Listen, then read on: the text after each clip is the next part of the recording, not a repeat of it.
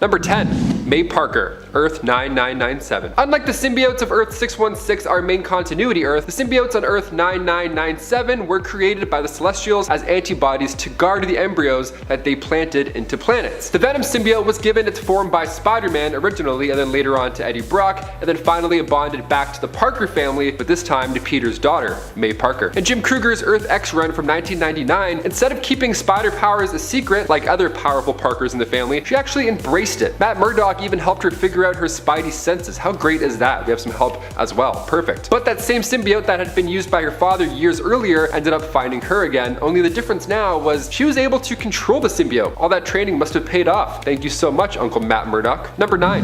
Dylan Brock, Earth 1051. Dylan Brock first appeared in Venom Volume 4 in issue 25. Here, Dylan is conceived by She-Venom, and Dylan was born as a human symbiote hybrid. Now, he was once a kind, charming kid, but when the dark god Null started to get in his head, that side disappeared. He took part of his mother's symbiote and used his own powers to transform it into his own symbiote that he called Codex. He used Our Lady of Saints Church as his ground base for operations, where Codex would force the symbiote to spawn a horde of offspring, just so Dylan could eventually control them all in the future, similar to how Null is running the show. So Codex was responsible for taking the lives of President Thompson, the Tinkerer, and the Green Goblin, and he even turned members of the X-Men and the Avengers into his own symbiote squad. Not bad, Dylan. Not bad at all. For a kid, I mean, you're kinda killing it. Number 8.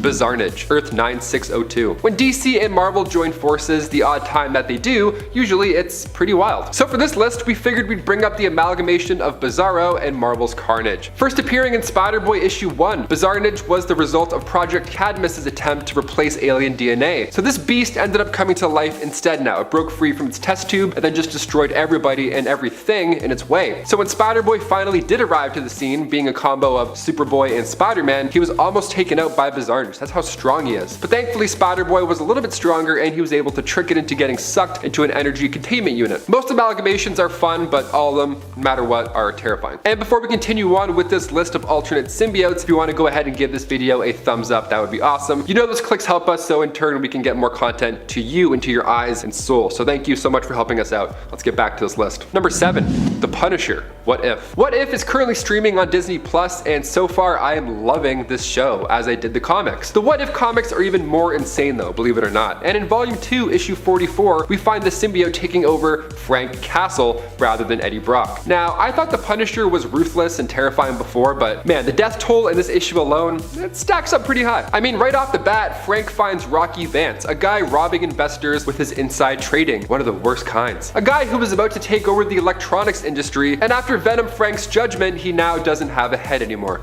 Great. The suit was giving Frank a new arsenal of symbiote weapons to use, and eventually it tried to take over Frank's body, as it does for most people. But Frank instead vowed to end his own life if that were to happen, so he remains in control. The guy's scared of symbiote, that's all I have to say. Number 6.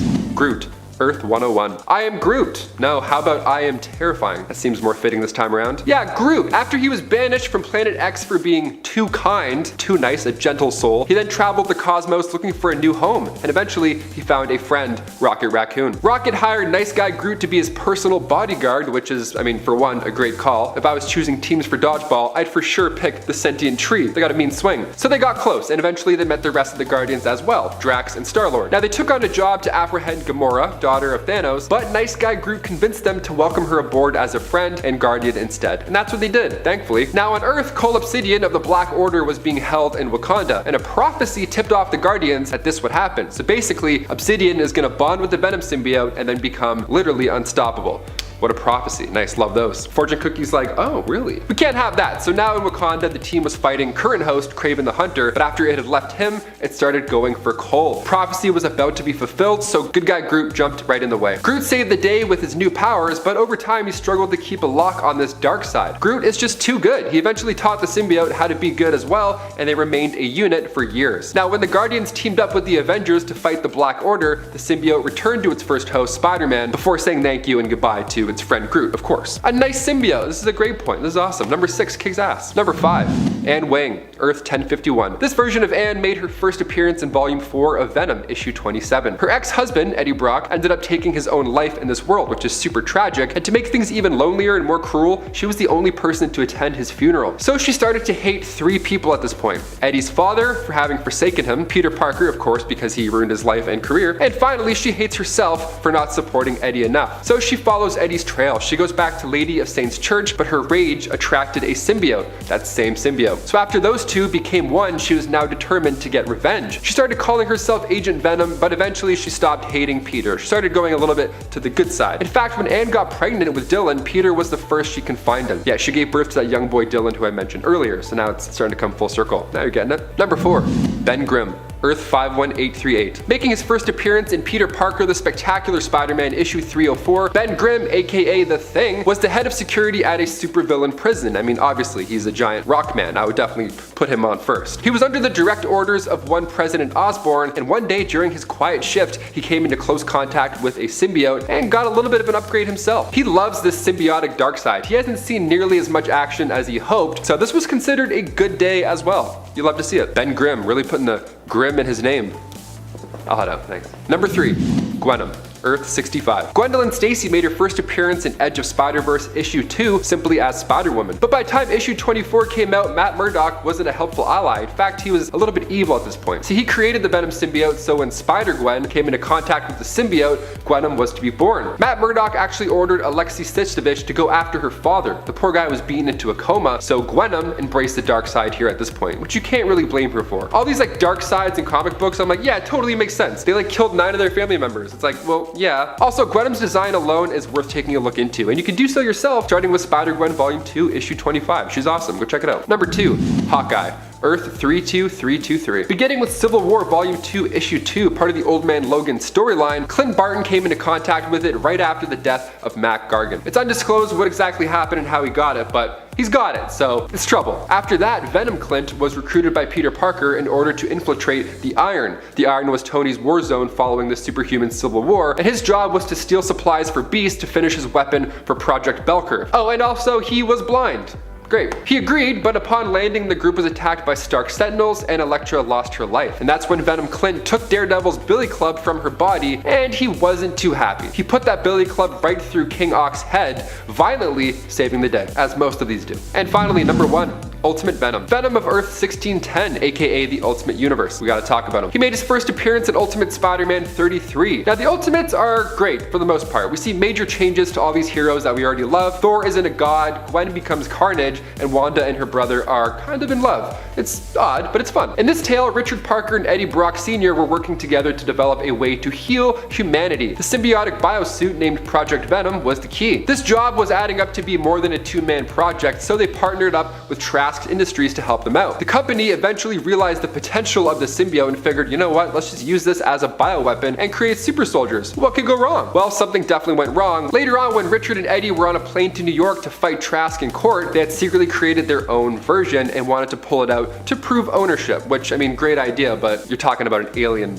beast here. It's gonna get messy. But Eddie pulled the suit out too early while they were still on the plane. Come on, dude. And that's how that plane went down in the Ultimate Universe, which obviously makes sense. And as a student, Eddie Jr. began studying a sample of that Venom project with Dr. Kurt Connors, and Peter took a piece to study himself. Now you're starting to figure out what's gonna happen. After Peter spilled a drop on his hand, he got the black suit makeover, cranking his powers up to 10. He was now untouchable. But when a robber shot another man, this triggered Peter. It literally reminded him of Uncle Ben so much that he went full Venom. He just made a mess. It was not good at all. He lost the symbiote after getting tangled in electric cables, and the only parts left were in his bloodstream, and also the other samples left in the lab, which, yes, Eddie ended up also finding. Kicking off the list at number 10, Venom. Now, of course, we gotta start with one of the more well-known symbiotes, making his first appearance in the Amazing Spider-Man 252 as a black suit and nothing more, but it wasn't until issue 299 when he made his Venom debut. Venom was initially attached to Peter Parker, aka Spider-Man, and before that it even bonded with Deadpool briefly. He's an anti-hero and he got the spotlight with Tom Hardy playing Eddie Brock in their solo adventure film. So once Spider-Man released the symbiote and it bonded to Eddie, he became stronger. He got unlimited webbing and regeneration. He got all that good good stuff, and Spider-Man just called him out. And he realized that this suit is alive. So after Eddie Brock got fired, after Spider-Man called him out, Eddie was of course eager for revenge, so he eventually bonded with the symbiote at the Bell Tower, and naturally they both wanted to go after Peter Parker in their own ways. In an early issue, he gets Peter with this sticky trap, kind of like a saw trap, where he webs him up against the bell, and then he waits for the hammer to hit the bell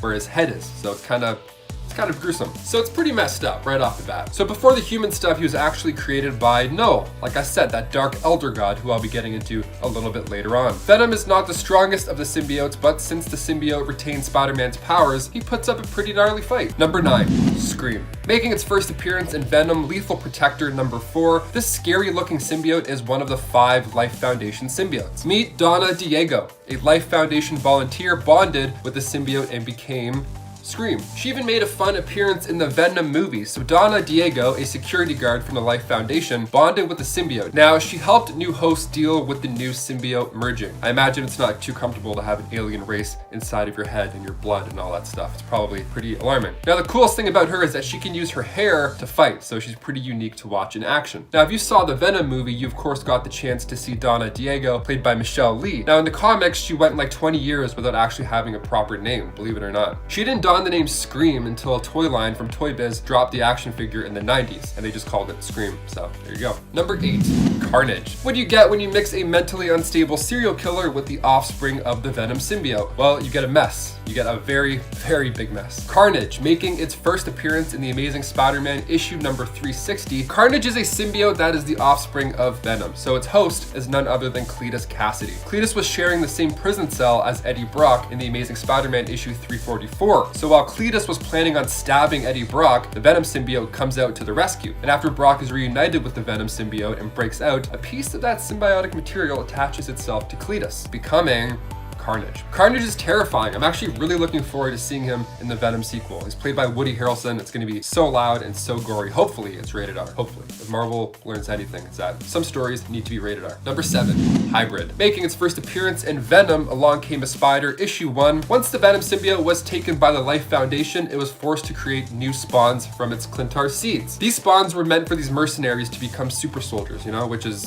sounds cool, but it's probably not a great plan at all. And as you can probably guess from the name itself, Hybrid is a mix of 4 of these different Life Foundation symbiotes combined. Those 4 being Riot, Phage, Lasher, and Agony. Now, all these symbiotes combined sounds cool, but what do they do exactly? Well, Scream, like I said earlier, uses his living tendril hair to choke out enemies. Agony can spit acid, so cool. And Lasher uses tentacles coming out of his back, and Phage forms blade-like weapons, so that's quite a combo already. Scott Washington, a guard at the supervillain prison, the Vault, watched as the 4 symbiotes escaped their containment, and they all temporarily bonded with him. What a shift. So after the symbiotes fused with Scott, not only did he regain his ability to walk, but he also discovered that they were not really a threat, and that they were in fact in a lot of pain during their experiments. So Scott listened to his heart and the symbiotes and set them free. Now, it's important to note that Scott Washington actually has a lot of anger inside himself. While normally the symbiotes would encourage the host to commit these crimes and lash out, Hybrid kind of did the opposite. Strong, but nice. Number 6,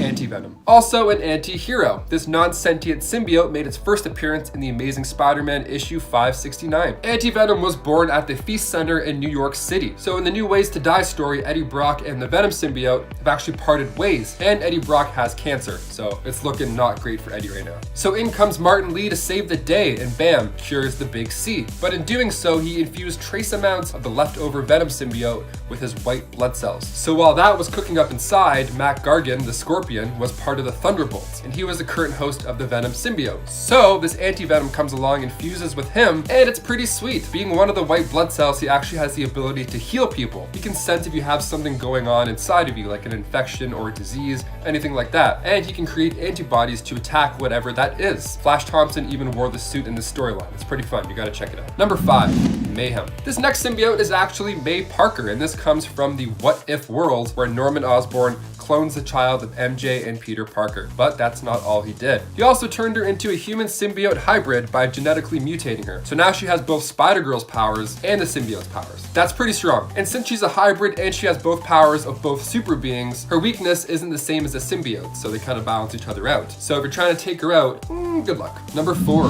Raze. Making his first appearance in Carnage Volume 2, Issue 10, Raze was spawned by Carnage, and the symbiote bonded with a special agent named Claire Dixon during this ritual that involved the Darkhold and the Elder God Chthon. The symbiote was tearing it up for a little while until it met its fate only 6 issues later. Yeah, Jubilee actually absorbed it all in order to take out its creator, Carnage. Thank God, I mean, because this thing was well on its way to just leveling the planet. I mean, any longer than 6 issues and this thing would have been a pretty big issue. Number 3, the Red Goblin. Green Goblin plus Carnage equals bad news, that's for sure. Appearing in the Amazing Spider-Man 798, Norman Osborn stole the Carnage symbiote, and after that, well, all hell just broke loose. But Peter Parker injected the serum into the Green Goblin and fused with nanites to chill him out. No more powers and no more crazy stuff. Quiet time, okay. Now Norman used the Carnage symbiote to eject all of the nanites, but then that ended up creating this monster mashup, becoming the Red Goblin. The rare weaknesses that the symbiotes do have went away once the two had merged, almost like Spider-Girl, who I just mentioned. That's right, if you think you can use sound or fire to level the Red Goblin, think again. The Green Goblin was fine with things like that, so now the Carnage symbiote isn't affected by those things as well. Even the bombs that he throws are like these Carnage bombs that have like faces that bite you.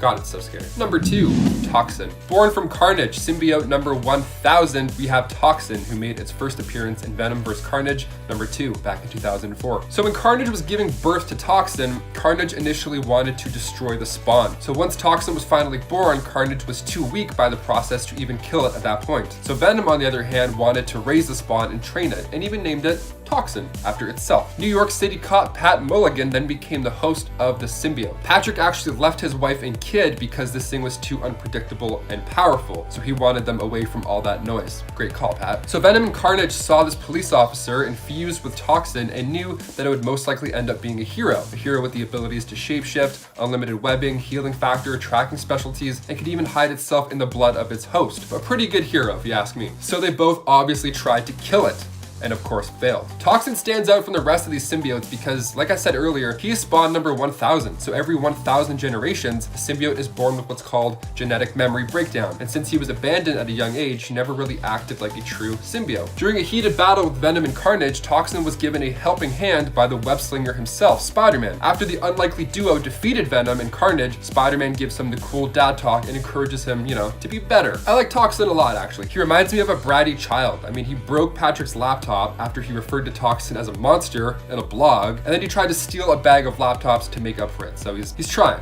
He's tough and he's bad, but he's trying. Toxin is the second hero in the symbiote family right after Hybrid. And finally, number 1, Krull, the god of the symbiotes. Okay, the guy I mentioned earlier, making his first debut in Venom Volume 4, Issue 3, so all the way before life and creation, before the universe itself even. Ancient deities awaited in the darkness. And once the universe became a thing, Krull, the god of darkness, wasn't a fan of the company, and he set out to destroy the Celestials and went to war. So after forging the All Black, a sword of living darkness, in a Celestial's head, which is a cool place to make anything, after getting his ass handed to him, he figured out a new plan. And he realized he can create symbiotes. Okay, let's do it. So he actually manifested himself a symbiotic suit and then went after all the gods. He's recently given the Avengers a run for their money when he arrived on Earth in King in Black, which is quite recent. So if you haven't checked that out yet, it came out last year. Look into it, it's actually a lot of fun. Number 10, Venom. Now, of course, I'm gonna start with Eddie Brock. I mean, this dude made his first appearance in the Amazing Spider-Man 252. Venom was initially attached to Peter Parker, obviously, hence everything, AKA Spider-Man. So before that, it even bonded with Deadpool briefly. God, I would pay to see that on the big screen. Still would be R-rated, has to be at that point. It didn't last very long though, so eventually I moved on and found none other than Eddie Brock. Cue Topher Grace cringe. After being part of the Kree-Skrull War, he's actually an anti-hero, despite how he may look. And the teeth. The teeth give away a lot. I was excited to see him in Spider-Man 3, as most of you probably were, because Spider-Man 2 is still one of the best superhero movies, hands down. Fight me. I don't know. So once I heard about the villains in Spider-Man 3, I was pumped. Why? I mean, so once Spider-Man released the symbiote and it bonded to him, he became stronger. He got unlimited webbing, regeneration. He realized that this suit is literally alive. So after Eddie Brock got fired from the Daily Globe, after Spider-Man called him out, oops, Eddie Brock, who also had cancer, got pretty pissed. And as you saw in Spider-Man 3, he eventually bonded with the symbiote at the Bell Tower. Then it was all downhill from there. We are Venom, to become one. So naturally they both wanted to go and try to go after Spider-Man. Imagine having a fully sentient being merge with you. I think I'd be on board. Hey, touch this and you'll be Spider-Man. Okay, done, no problem, no questions asked. The symbiote is able to cling on to other beings and bond with other superpowers. Its weaknesses are heat and loud vibrations. So like I said, it can bond with other superpowers or other superheroes, like the Green Goblin, which I'll save for later. Venom was the 998th spawn, so the 999th symbiote was none other than Number 9, Carnage. What do you get when you mix a mentally unstable serial killer with the offspring of the Venom symbiote? Trouble. You get trouble. That's right, making his first appearance in the Amazing Spider-Man issue number 359, Carnage is a symbiote that is the offspring of Venom. Its host is none other than Cletus Cassidy. Cletus was sharing the same prison cell as Eddie Brock in the Amazing Spider-Man issue 344. So while Cletus was planning on stabbing Eddie Brock, just going red wedding on him, the Venom symbiote comes in to the rescue, saves Brock. So after Brock is reunited with the Venom symbiote and breaks out, a little piece of the symbiotic material attaches itself to Cletus, thus becoming Carnage. Carnage is terrifying. I'm actually really looking forward to seeing him put in some work in the Venom sequel. Titled Venom, Let There Be Carnage. The director has said that just because the main villain is Carnage does not mean that it's R-rated. This has to be R-rated. We're looking forward to seeing him for that reason. That's like making Deadpool not R-rated. Just do it and do it right. Bam. Set to release summer 2021. Look forward to it. So, the malevolent Cletus Cassidy is being portrayed by Woody Harrelson, who is awesome, as you've seen him in anything. I also feel like Michael C. Hall would be good as Cletus. I don't know. Maybe it's the whole Dexter thing. He's got the vibe. Who knows? Are you looking forward to seeing Carnage on the big screen? Let us know in the comments. And after that, coming up, number 8, Toxin. Yep, the 1000th spawn, first appearing in Venom vs. Carnage number 2 in 2004. So when Carnage was giving birth to Toxin, Carnage initially wanted to destroy the spawn. Because once Toxin was finally born, Carnage was too weak by the process to even kill it. Venom, on the other hand, wanted to raise the spawn and train it, and even named it Toxin after itself. What a nice name. New York City cop Pat Mulligan then became the host of the symbiote. So Patrick actually left his wife and kid because this thing was too unpredictable and powerful. Good call, Pat. So Venom and Carnage saw this police officer infused with Toxin and knew that it would most likely end up being a hero. So with his abilities to shapeshift, unlimited webbing, healing factor, tracking specialties, this guy can even hide himself in the blood of his host. Ew! They both obviously tried to kill it and of course failed. Toxin stands out from the rest of the symbiotes because, like I said earlier, he's spawn number 1000, he's special. But why? So every 1000 generations, the symbiote is born with what's called genetic memory breakdown. And since he was abandoned at a young age, he never really acted like a true symbiote. During a heated battle with Venom and Carnage, Toxin is aided by the web slinger himself, Spider-Man, who's somewhere on my chest. After the unlikely duo defeats Venom and Carnage, Spider-Man gives them the cool dad talk and encourages them to just be better. I like Toxin a lot actually, he reminds me of like a bratty child. He broke Patrick's laptop after he referred to Toxin as a monster in an online blog, but he tried to make up for it by stealing a bag of laptops. What a sweetheart. What a gentle man. Toxin is the second hero in the symbiote family right after Hybrid, who I will explain in 3 seconds. Number 7, Hybrid. Okay, so once the Venom symbiote was taken by the Life Foundation, it was forced to create new spawns from its Klyntar seeds. So these spawns were meant for these mercenaries to become super soldiers. Not a great plan. So as you can probably guess from the name itself, Hybrid is a mix of 4 of these different Life Foundation symbiotes combined. And those 4 are being Riot, Phage, Lasher, and Agony. All these symbiotes combined sounds cool, but I mean, what do? Well, Scream uses this living tendril hair to choke out enemies. Cool. Agony can spit acid, burning through pretty much everything. Lasher uses tentacles coming out of his back.